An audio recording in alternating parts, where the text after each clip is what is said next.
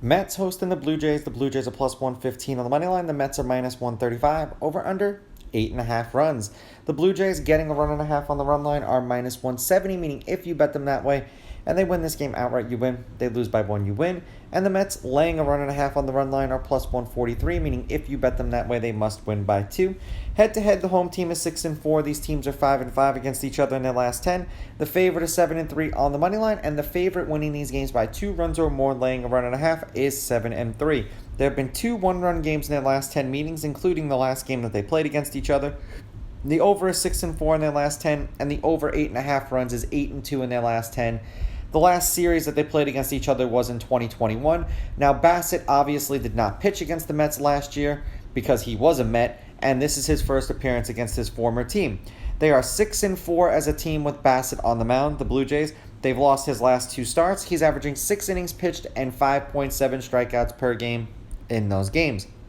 Verlander did pitch once against the Blue Jays. It was last year. 6 innings, 3 runs, 3 earned. They lost that game 4-3, and I believe it was as a member of the Astros. The Mets are 2-3 as a team with Verlander on the mound. Not exactly what they bargained for.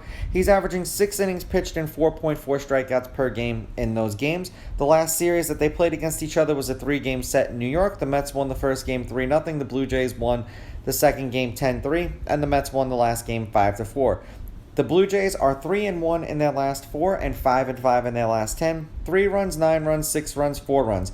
3 runs and a win, 7 runs and a win, 2 runs and a loss, 3 runs in a win. The Mets are 3-1 in their last 4, and they are 6-4 in their last 10. 21 runs, 2 runs, 5 runs, 6 runs. 10 runs and a loss, 2 runs and a win, 4 runs and a win, 4 runs and a win. For whatever the reason is, the Mets absolutely own the Phillies. I'm on the fence here because Verlander has not been pitching well lately, and I believe that there's good value here getting the Blue Jays. It just depends because I don't think he's going to have awful outings in back-to-back games. So I'm going to take the Mets with the money line. I'm going to take the Mets laying the runs, and I'm going to go under in this game, even though the over does hit consistently when these teams play each other. It's just a funny feeling about this game. And as of right now, the wind is blowing out towards left center field at 9 miles an hour, but game time, that may change, so keep an eye on the wind.